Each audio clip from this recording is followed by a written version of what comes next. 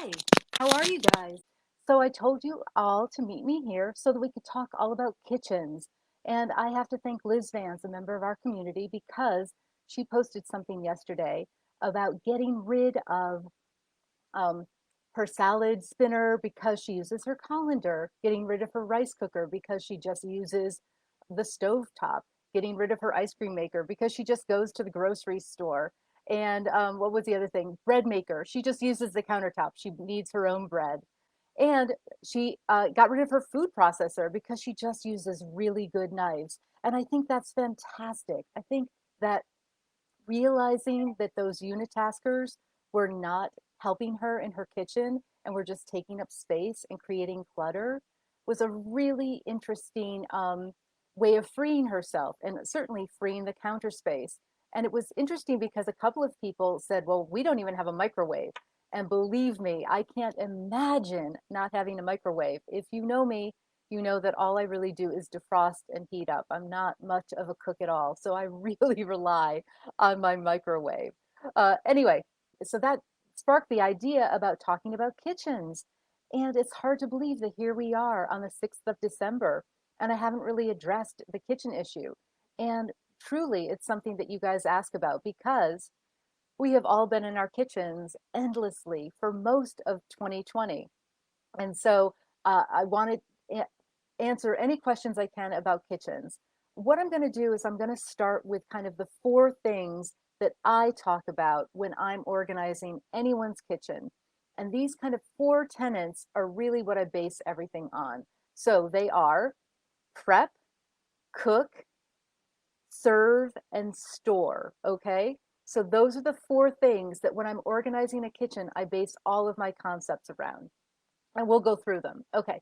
So prep is what you would expect. It's prepping your cutting boards, your knives, um, mixing bowls. And I also include in this group any appliances that I'm using for prep. Now, of course, I don't use appliances for prep, but many people do. And that would be your blender or your KitchenAid mixer if you use a food processor or a chopper. But if you're like my good friend Liz, she just uses an excellent knife. So that's the things that you need for prep.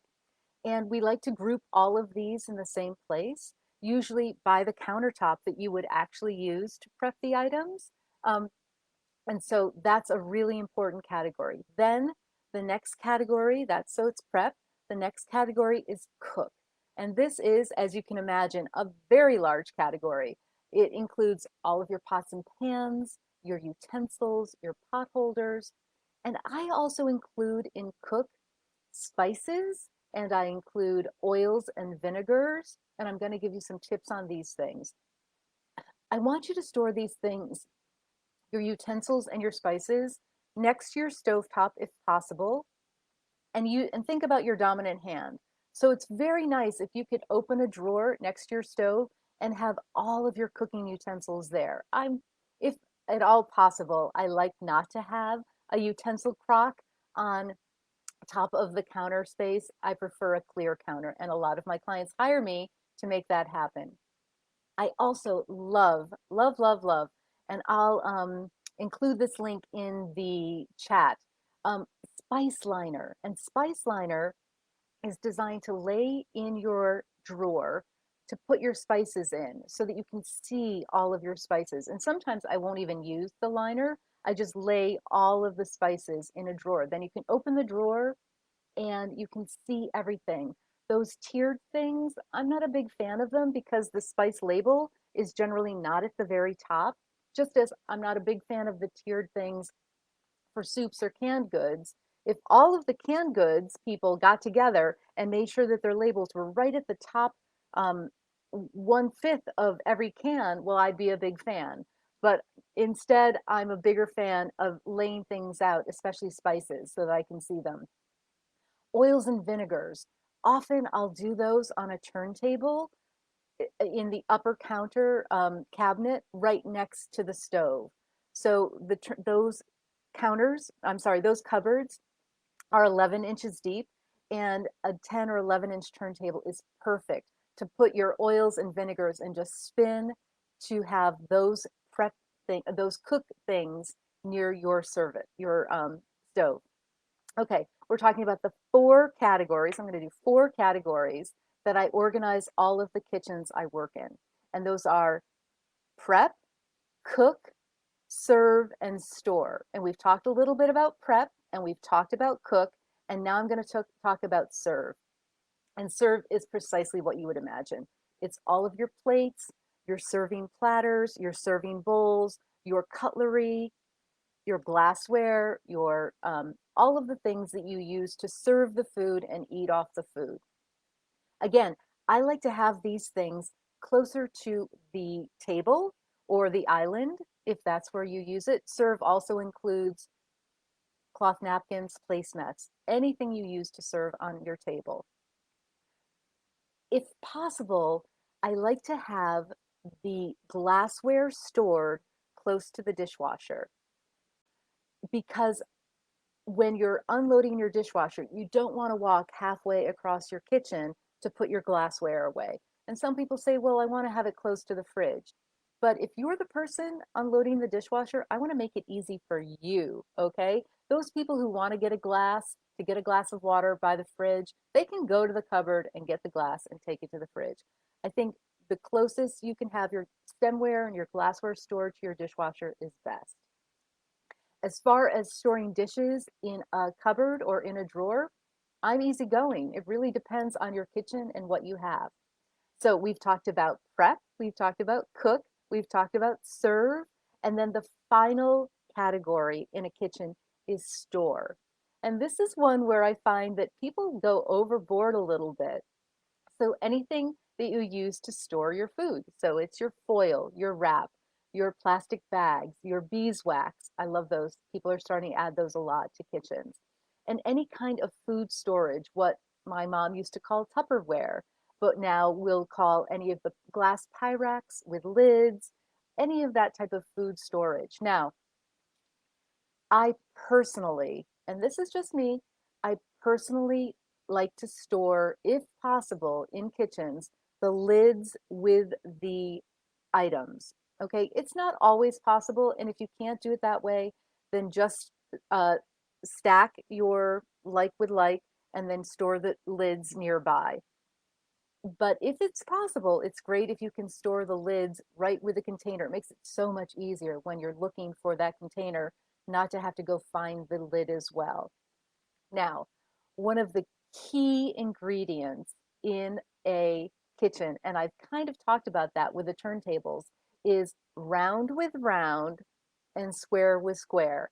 And I want you at home to repeat with me, friends, round with round and square with square. So, in the example that I gave with the oils and vinegars, most of those are in bottles, which are round.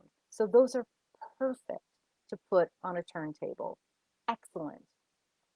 Now, square items are much better stored in any kind of bin with right angles. So for instance, one of the things I often do is put all of the different boxes of tea in one bin up in the cupboard. That way, when it's time to have a cup of tea, you can just pull that down, say, oh, it's sleepy time tea, I'll have that, instead of trying to take each individual box off of a shelf. Does that make sense? I think that probably does make sense. So when you're looking to get more storage for your kitchen, there's a big trend now for these round glass or mason jar canisters. Again, I'm not a big fan.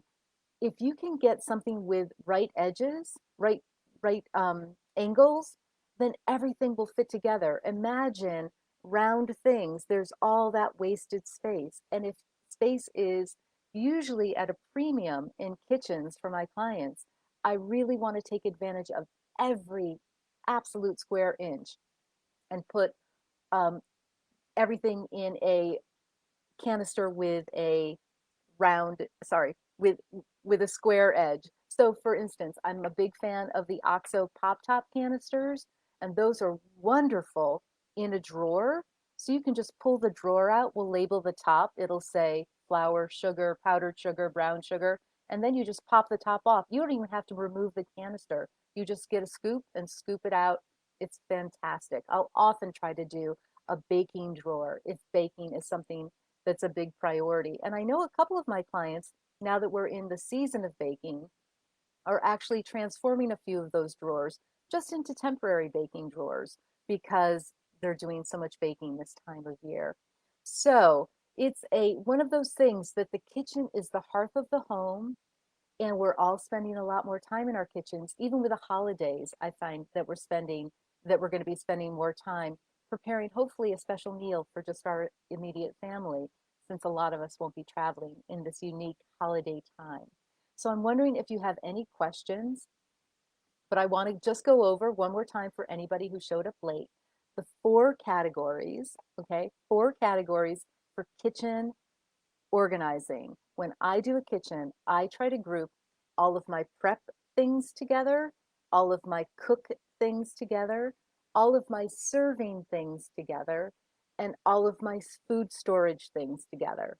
Okay? Now, when I say all of them, there are some serving things, the cake plate that you only use for people's birthdays, or the giant uh, tray that you only bring out for the roasted turkey. Those things can go far away. But all of your dishware, your glassware, your cutlery, your serving spoons, ideally, those are all going to be close to the table. I'm wondering if there's anything else that I can share with you. We've talked about round with round and square and square. We've talked about using a good turntable and bins. We've talked about if you're going to repurchase canisters, I want you to get rectangular square ones, okay? Not the round ones, unless they're going to be out. But let's try not to clutter up our counters more than we have to, okay? Can we all agree on that? I hope that we can. Well, that's your quick kitchen tutorial for here we are just in early December. I hope that you are all staying healthy and happy. I know that we are, and we are trying to. I'm just going to check and see if there are any more comments, and I don't see any. So I thank you for tuning in at our live at 5. Here we are. It's about 5:15. So I want to be respectful of your time. But before I go, I do want to encourage you, since you're tuning in and seeing me now, and I really appreciate that, to let any of your friends or family know. I'm really enjoying giving back and sharing my 18 years of knowledge with you all, and I think it's fantastic. The group has been really chatty and active, and it's giving me a lot of personal good feelings. So you guys are giving back to me. I want to give back to you. Also, I want to encourage you all to go over to my website, check out the blog posts from the past are there. There's a free downloadable PDF of 9 perfect products for peaceful places. Say that 10 times fast. That you're welcome to pick up, and please let me know if I can answer any other questions. Otherwise, I'm going to sign off. I'm C.Lee Cawley with Simplify You, and I really appreciate that you spent a little bit of your time with me this afternoon. Okay, I'll see you next Sunday, live at 5. Take care. Bye bye.